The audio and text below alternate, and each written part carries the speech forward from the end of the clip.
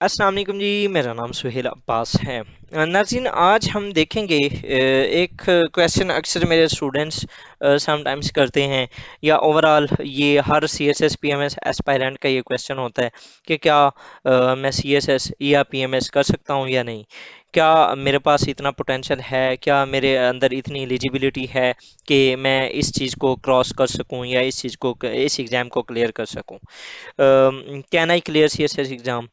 तो इसका ना जो आंसर है, वो मैं आपको एक स्टेटमेंट से दूंगा कि दुनिया के अंदर ना अल्लाह ताला ने इंसान को बड़ा अडॉप्टेबल बनाया है। और अल्लाह ताला ने ना इस इंसान को ना अशरफुल मखलूक़ात भी बनाया है। और अशरफुल मखलूक़ात बनाने में ना जो मैं कंसीडर करता हूँ, इन माय ओपिनियन, इंसान को जो अशरफुल मखलूक़ात बनाया गया ना, उसकी सबसे जो मेजर रीज़न है ना कि उसको बाकी सारी मखलूक़ात से अबव वो किया गया है, वो ये है कि उसका ये दिमाग, उसका अक्ल, उसका शऊर, ये जो शऊर है ना, वो इंसान को फरिश्तों से भी बालातर कर देता है। ठीक है। तो ये वही बात है ना, हजरत आदम को जब अल्लाह ताला ने वो सिखाए थे कुछ अल्फाज, तो जब फरिश्तों से पूछा गया तो उनको ना आए, जब हजरत आदम से पूछा गया तो उन्होंने सुना दिए। ठीक है। तो हजरत आदम को जो प्रेफरेंस दी गई थी वो किस चीज़ पे दी गई थी? नॉलेज के ऊपर, शऊर के ऊपर, इल्म के ऊपर। सो अगर हमारे माइंड के अंदर, या हम अपने आप को ये बावर करा दें कि yes I can, then you can. ठीक है, सबसे पहली तो बात ये है। अगर आप इस क्राइटेरिया के ऊपर फुलफिल होते हैं, अगर आप 30 ईयर्स से कम हैं, आपके पास कुछ टाइम पड़ा है, आप ग्रेजुएटेड हैं, आपने ग्रेजुएशन की हुई है, तो आप कर सकते हैं। ठीक है। जो कैसे करना है वो मैं अगली स्लाइड में आपको बताता हूँ। Everyone on this earth is blessed with a specific skill, we just have to brush it. अब हमने ना हमारा मसला ये होता है कि हमें ना कैरियर काउंसलिंग हमने नहीं करवाई होती, ना ही हमें कोई करने वाला होता है। ज़्यादातर जो एलीट क्लास है उनको तो बहुत कुछ मिल जाता है, मतलब कि उनको अच्छे स्कूल्स और कॉलेजेस और उसके अलावा टीचर्स अच्छे मिल जाते हैं। फैमिली के अंदर बहुत से ऐसे लोग होते हैं जो कि एजुकेटेड होते हैं। लाइक अगर आप साउथ पंजाब को देख लें, सिंध को देख लें, केपी देख लें, बलूचिस्तान देख लें, वहाँ के जो ज़्यादातर लोग होते हैं उनको इस तरीके की फैसिलिटीज़ नहीं अवेलेबल होती। उनके पास इवन कोचिंग के लिए भी कुछ नहीं होता। तो वो किस तरीके से करें, उनके लिए क्या, मतलब कि वो कैसे इस चीज़ को कवर कर सकते हैं। तो सबसे पहले ना हमें अब यूट्यूब जो है वो एक बहुत दुनिया का सबसे बड़ा टीचर है। आप उसके ऊपर ना, अगर आप अपनी कैरियर काउंसलिंग के बारे में कुछ जानना चाहते हैं तो वहाँ पर आप सर्च करें, आपको दुनिया की हर चीज़ मिलेगी। और टॉप से टॉप किस्म का इंसान मिलेगा जो आपको कैरियर काउंसलिंग विद पैसे, आपने सिर्फ जस्ट लर्निंग लेनी होती है।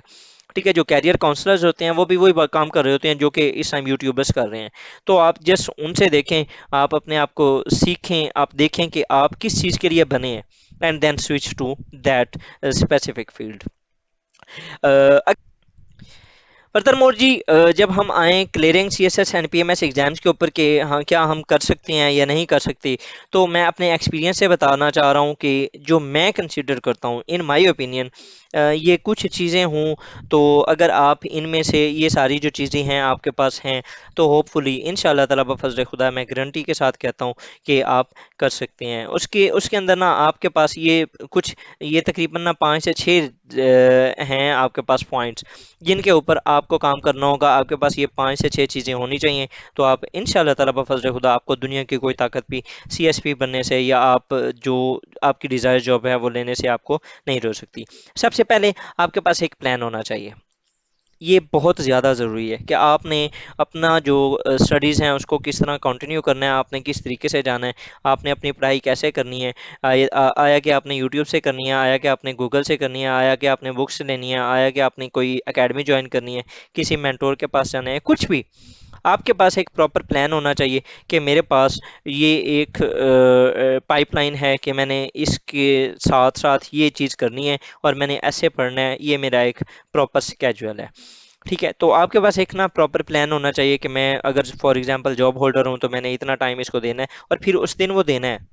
ठीक है। तो प्लान आपके पास लाजमी होना चाहिए।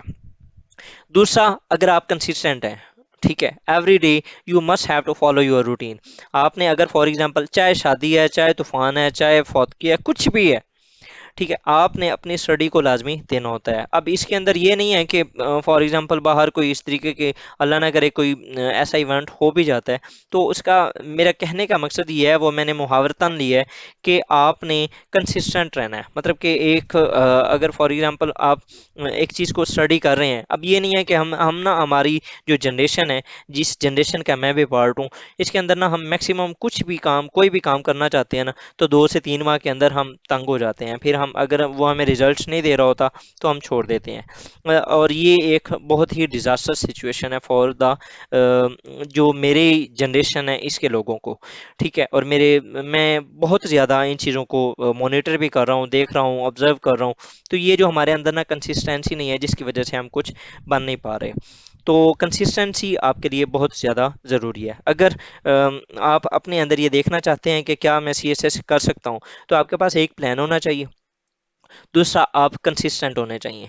ठीक है, आपके अंदर साबित कदमी बहुत ज़्यादा होनी चाहिए, मतलब कि पुख्ता इरादा जो है ना।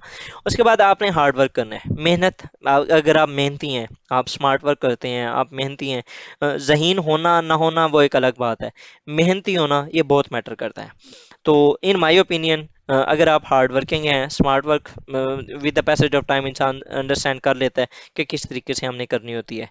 तो अगर आपके पास प्लान है, कंसिस्टेंट हैं, आप हार्ड वर्क हैं, हार्ड वर्कर हैं, लक, आपके पास ना प्लेयर बैंक होना चाहिए। लक जो है वो, जो तकदीर है वो बदलती रहती है with the passage of time, और दुआओं से बदल जाती है।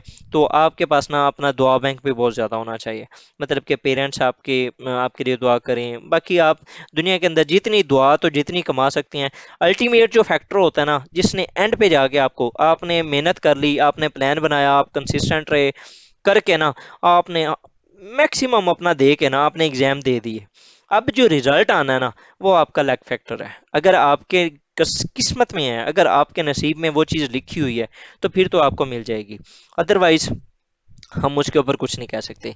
तो लक फैक्टर जो होता है ना, वो आपके एग्जाम्स के बाद वो शुरू होता है। अगर आपने प्लान बना के, कंसिस्टेंट होके, हार्ड वर्क करके आपने एग्जाम दे दिए, ठीक है, तो फिर उसके बाद आप लक जो है उसको, मतलब कि ज़्यादा से ज़्यादा, वैसे ओवरऑल हम इस जर्नी के अंदर भी हम बहुत कोशिश इस तरीके से करते हैं, अल्लाह ताला वैसे ही इंसान को आजिज़ बना देता है इस पूरे जर्नी के अंदर। तो लक जो है वो भाई बहुत ज़्यादा मैटर करती है, आपके जो एटलीस्ट रिजल्ट होते हैं, इन माय ओपिनियन, उसके ऊपर बहुत ज़्यादा ये मैटर करती है। उसके बाद जी एटीट्यूड, जब एक बार रिजल्ट आता है ना, फिर उसके बाद हम ना सोचने लग जाते हैं गिव अप करने को। तो वहाँ पर वो पॉइंट है, और उसके बाद फिर दोबारा उसी सेम फेज से गुजरना, फिर तीसरी बार उस फेज से गुजरना, तो ये ना एक बहुत टफ टाइम होता है, एक बहुत पेन स्टेकिंग काम होता है। ठीक है, लेकिन आपका अगर एटीट्यूड नेवर गिव अप वाला है, तो मैंने छठी छठी अटेम्प्ट में भी 3 सीएसएस और 3 पीएमएस के बाद छठी अटेम्प्ट जो है उसके अंदर भी लोगों को पास होते हुए देखा है। ठीक है, तो कर सकते हैं, अगर फॉर एग्जांपल आपके अंदर इस तरह नेवर गिविंग अप वाला एटीट्यूड भी है तो। और लास्ट जो है वो एक गाइड, एक मेंटोर, उसका आपके ओवरऑल जो इस जर्नी है ना उसके अंदर होना बहुत ज़रूरी है, जिसने आपको जगह जगह पे बताना है कि आप यहाँ पर गलत जा रहे हो, आप यहाँ पर ठीक जा रहे हो। वो कोई भी होना चाहिए, कोई भी, अगर फॉर एग्जांपल, लेकिन ये है कि उसको इस जर्नी के बारे में बताओ, एक बार इस सारे फेज से गुजर चुका हो, तो वो आपको एक अच्छा गाइड कर सकता है। एक अच्छी पोस्ट पे हो, या इस तरह की कम्युनिटी के अंदर हो, तो वो आपको अच्छा गाइड कर सकता है। सो इन माई ओपिनियन, अगर आपके माइंड में ये क्वेश्चन है कि क्या मैं सीएसएस कर सकता हूँ या पीएमएस कर सकता हूँ, या कोई इस तरह का कोई भी एग्ज़ाम है जो कम्पिटिटिव एग्ज़ाम है, तो उसको अगर मैं कर सकता हूँ, तो उसके लिए ना आपने ये 6 चीज़ें देखनी है आपके अंदर।